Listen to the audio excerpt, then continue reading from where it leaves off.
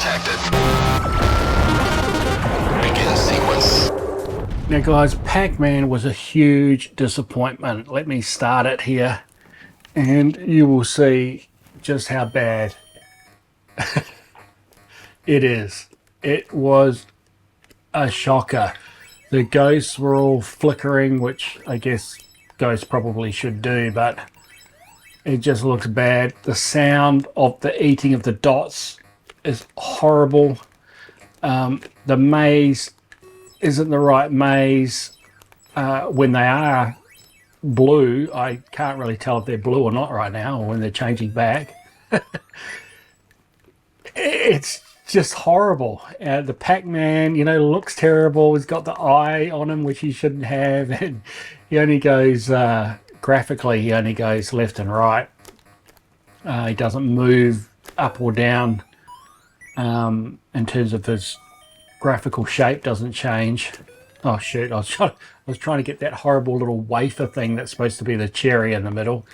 It's just horrible, guys. It really is shocking. And I know the VCS was limited, but the thing is since this game, guys, there have been some homebrew programmers who have programmed new versions on the Atari VCS, and admittedly they've used more RAM to do it, and which could have been done and implemented back in the day if they'd put a extra piece of hardware to put more RAM actually on the card itself. I believe that's the way it could work. So let me show you, because I mean, look, the maze is wrong and everything, guys. It's just horrible. It's horrible to play. I really hated it. You know, back in the day, I was so disappointed. You know, more than Space Invaders of this version. But let's have a look at what people have done since then. Been a 4K version released since. We're going to fire that one up now, and we'll see some subtle differences, which made definitely an improvement. And the first thing is the sound of the eating is better. Pac-Man looks better. He hasn't got this stupid eye, which he shouldn't have had. The animation looks good. He's still not going up and down though, but it is definitely better. The playfield itself, of course, is black with the blue maze, which is the same as the original arcade version. But yeah, the maze isn't the same. Is the ghosts any better? I don't know if the ghosts are that much better. It's, I guess with the black background you can sort of see when they're changing back.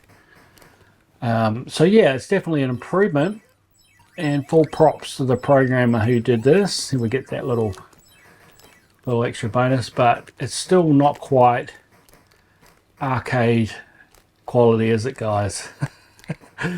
So that brings us to look at the last version, which is the 8K version that someone did on original VCS hardware, and this thing is a masterpiece. So let's take a look. And look at this to start with. You've even got a full intro just like the arcade version, and you can see as he picks up the ghost, you've got all the scores on it. And look at this. Look at this, guys. We've got the right maze. Right? I know the graphics are a bit limited in terms of dots. Still not sure why they can't get actually small dots in this space, but I guess it's a little bit like the player missile graphics and on the Atari 800, where you've only got a certain number that you can use and everything else you're sort of limited in terms of sizing, I guess. I don't know. I'm not an expert at all on how the VCS works programming wise, but look at what this guy's done. It just looks almost as good as the Atari 800 version, and in some ways better, because it has this title screen and a demo, and I don't think the Atari 800 version has that. But look what happens when we start it, guys. Listen to that. The sounds are all close to the arcade version. How cool is that? Got the siren. The eating of the dots is so much better. All those sounds are perfect. Get the cherry. It's just amazing. It's amazing that they could program this to this level of quality on the VCS, which is just so limited in so many ways.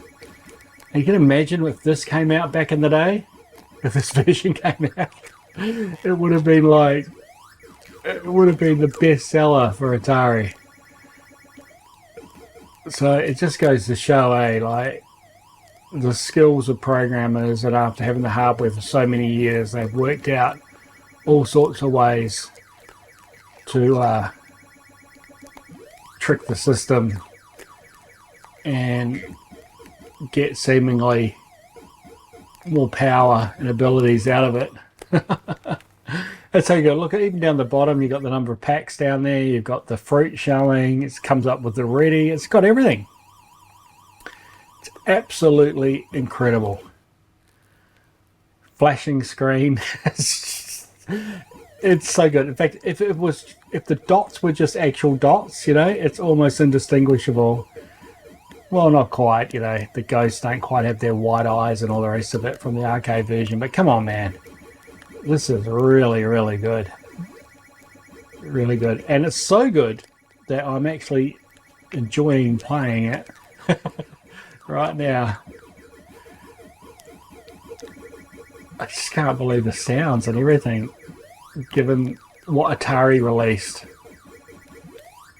And, back in the day, there was a lot of pressure on those guys, the programmers, to release things on time. They had certain marketing deadlines that they had to meet, Christmas holiday seasons. And so a lot of the times the programmers really didn't have the time to do it probably how they would like. But you got to admit, the original was an absolute abomination, and this is something to behold. They just seem to move like the proper one too. It's just too good. Look at this. We've got the intermission and all. Wow. That is incredible.